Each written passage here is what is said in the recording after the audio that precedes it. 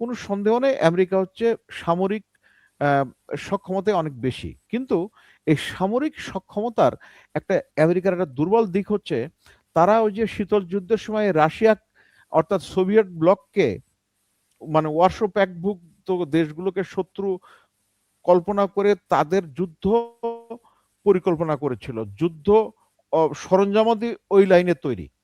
এখন ইরান দেখছে যে ওদের সামরিক সক্ষমতার সাথে আমরা যাব না, আমরা হিট করব ওইগুলোতে যেটাতে তাকে বেশি ক্ষতি করে।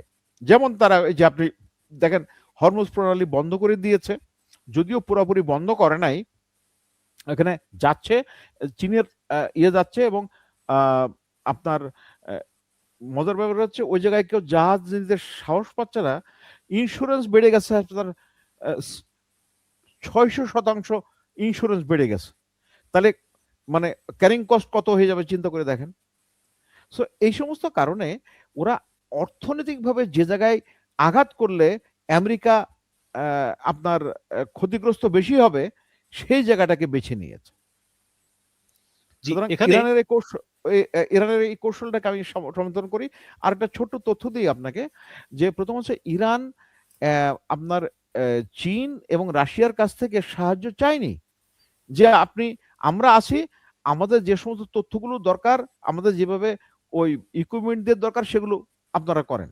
তো এখন এই সাহায্যের ক্ষেত্রে আপনাকে একটু পিছনে ফেরত নিয়ে যাব, যে সোভিয়েত ইউনিয়ন যখন আফগানিস্তান আক্রমণ করে 1979 সালে, সম্ভবত 1980 সালে, তখন সে 8 বছর ব্যাপী যে যুদ্ধ হয়েছিল, সেই যুদ্ধে সবাই চেয়েছিল 10 বছর প্রায়, তো সেই যুদ্ধে সমস্ত দেশ সৈন্য পাঠায় নাই, কিন্তু সরঞ্জাম দিয়ে এই আফগান মুজাহিদদের দিয়েই যুদ্ধ করাইছিল।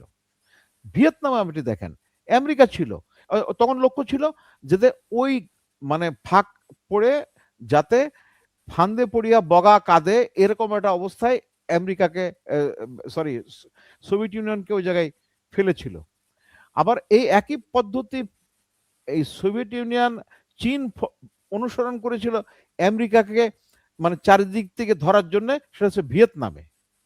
এখন এই এখন যেটা হচ্ছে এই বর্তমানে যেটা হচ্ছে, তো তারা আমি সরঞ্জামাধিকার, আর ইরানের দক্ষ জনবল আছে, তাদের 9 কোটি জনসংখ্যা, এবং তাদের যে জিওগ্রাফিক অবস্থান, ভৌগোলিক অবস্থান ও প্রাকৃতিকভাবে সুরক্ষিত, এই সবগুলো মিলায় তাদের দরকার হচ্ছে কিছু সরঞ্জামাদির, যেমন এই যে স্যাটেলাইট নেভিগেশন সিস্টেম, তারপরে আপনার ব্যালিস্টিক বা ক্রুজ মিসাইলের জন্য যে ধরনের সরঞ্জাম, এবং এই যে ড্রোন, এই ড্রোনগুলো এই ড্রোনের জায়গায় একটা তথ্য খুব প্রাসঙ্গিক দিয়ে রাখে।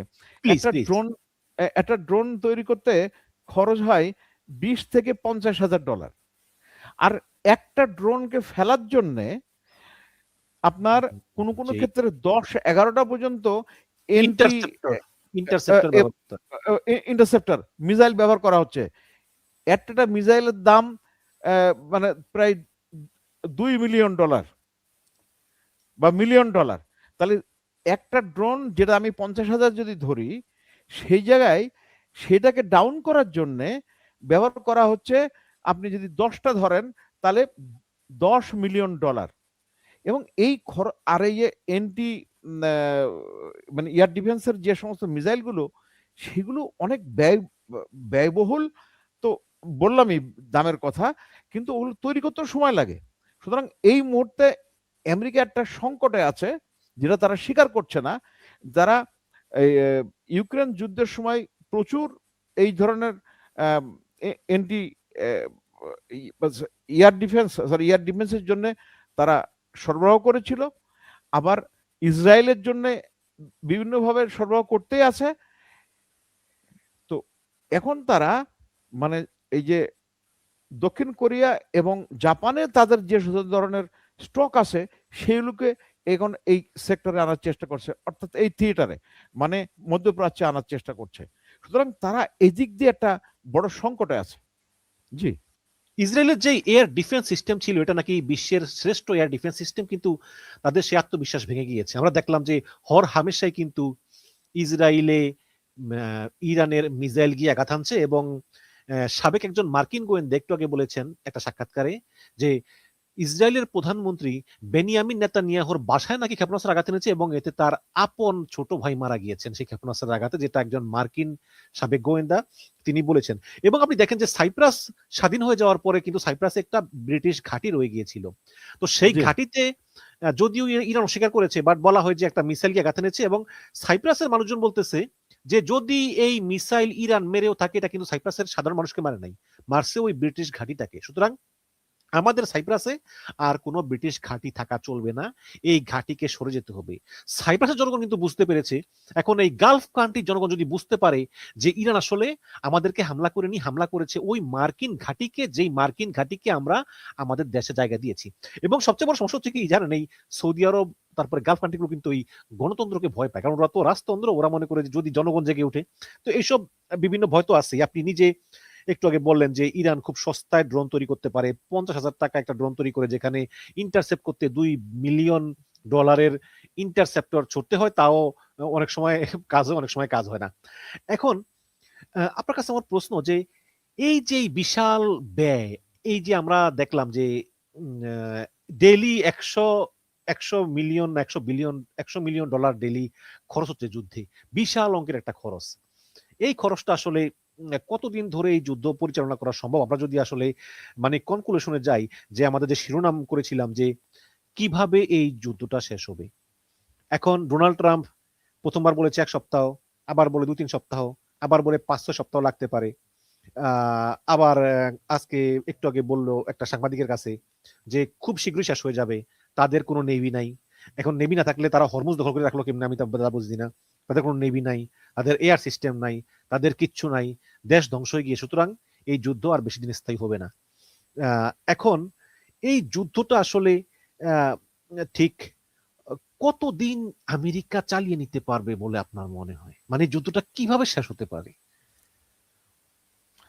যুদ্ধটা প্রথম হচ্ছে আমেরিকা তাড়াতাড়ি যুদ্ধ শেষ করার জন্য তাদের একটা তাগিদ আছে, কিন্তু ইরানের কিন্তু কোনো তাগিদ নেই। ইরান চায় যে যত লম্বা হোক তত বেশি ইয়ার ক্ষতি হবে, মানে আমেরিকার এবং ইসরায়েলের ক্ষতি হবে।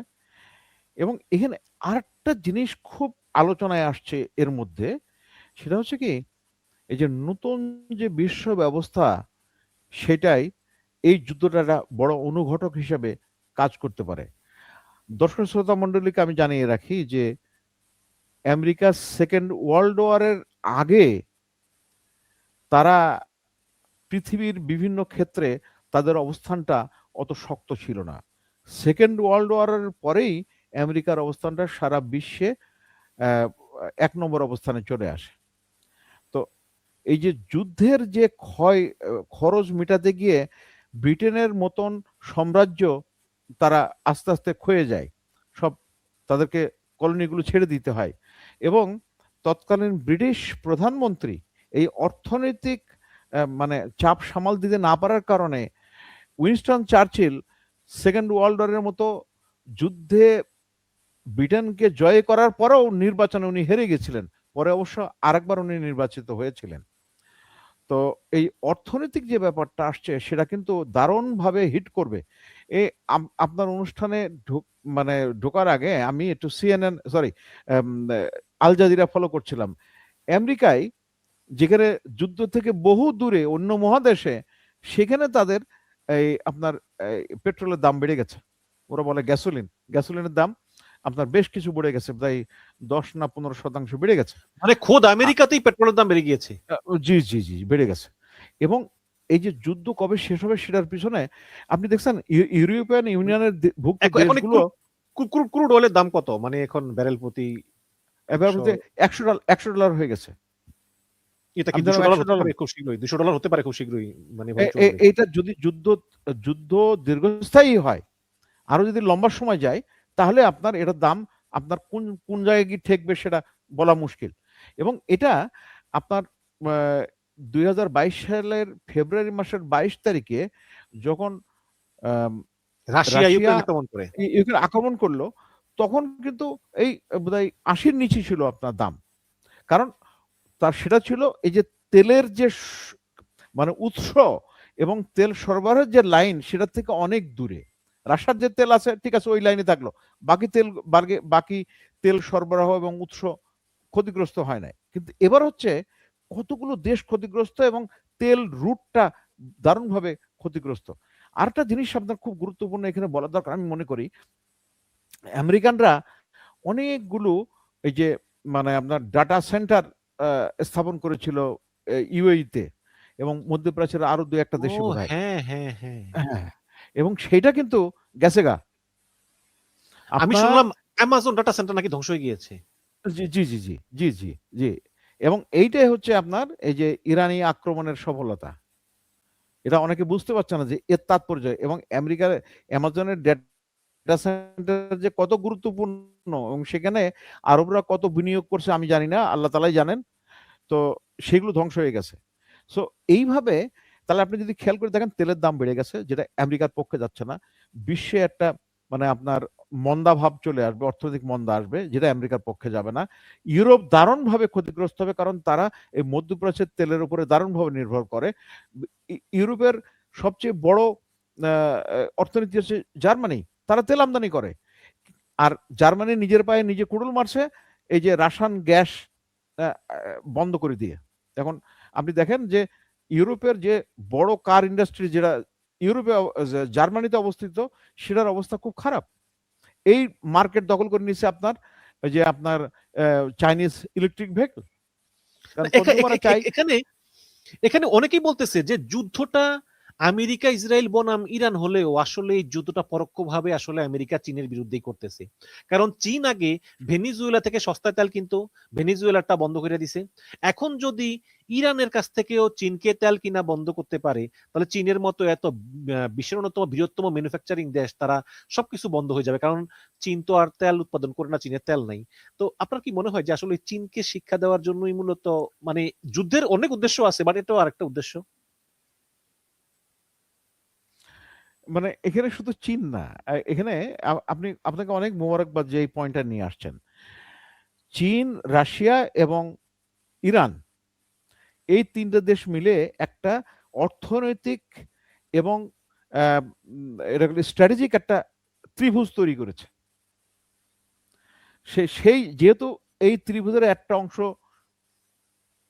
যা ইয়ার মানে ইরান, আর ইরানের আরেকটু বলে রাখি যে এটা হচ্ছে নর্থ সাউথ একটা করিডোর হওয়ার কথা এবং যেটা কাজ চলছে সেটাতে আপনার চীন, রাশিয়া এবং ইরান এই ৩ দেশ যৌথভাবে মানে সম্মিলিতভাবে এটা করার চেষ্টা করছে। সেটা হচ্ছে বন্দর আব্বাসে জিনিসপত্র নামবে। সেখান থেকে ইরানের ল্যান্ড ব্যবহার করে যাবে হচ্ছে আপনার কাস্পিয়ান সিতে। কাস্পিয়ান সি থেকে মানে যাবে রাশিয়া এবং ইউরোপের অন্যান্য দেশে। তাহলে ওই জায়গায় আমেরিকা বা পশ্চিমা দেশগুলোর খবরদারি করার সুযোগ থাকবে না। সো সেটার একটা গুরুত্বপূর্ণ অংশ হচ্ছে আপনার এই ইরান। সুতরাং ইরান এই কারণে আপনার রাশিয়া এবং এই চীন তাকে সাপোর্ট করছে এমনভাবে যাতে সাপও মরে আবার যেন লাঠিও না ভাঙে। এটা খুব গুরুত্বপূর্ণ। এই কৌশলটা অনেকে বুঝতে পারছে না। আমরা সবাই বলছি যে ইসরায়েলের পাশে আমেরিকা আসছে আর ইরানের পাশে কেউ নাই। বিষয়টা এরকম না। আপনি সবকিছু বাদ দেন না, এই বেডু স্যাটেলাইট মানে নেভিগেশন সিস্টেম দিয়ে এই যে ইরান যে এত বড় অর্জন করছে, এত সূক্ষ্ম ভাবে কাজ করে ব্যাটল ফিল্ড যে সাফল্য আনছে, সেগুলো কি সম্ভব হতো যদি ইরানের সাপোর্ট না পেত? আর তলে তলে কি কি সরবরাহ করেছে আমরা জানি না। ইভেন আরেকটা কথা শোনা গেছে যে নর্থ কোরিয়া বলছে যে আমরা তোমাদের মিসাইল দেব, আবার বলছে তোমাদের লাগলে আমি তোমাদের পারমাণবিক বোমাও দেব। এখন এই যদি আরো দীর্ঘদিন চলে তাহলে এটা যে কোথায় যে শেষ হবে এটা বলা খুব মুশকিল। কিন্তু ইরানের খুব দ্রুত শেষ করার তার কোনো তাগিদ নাই, বরং আমেরিকার তাগিদ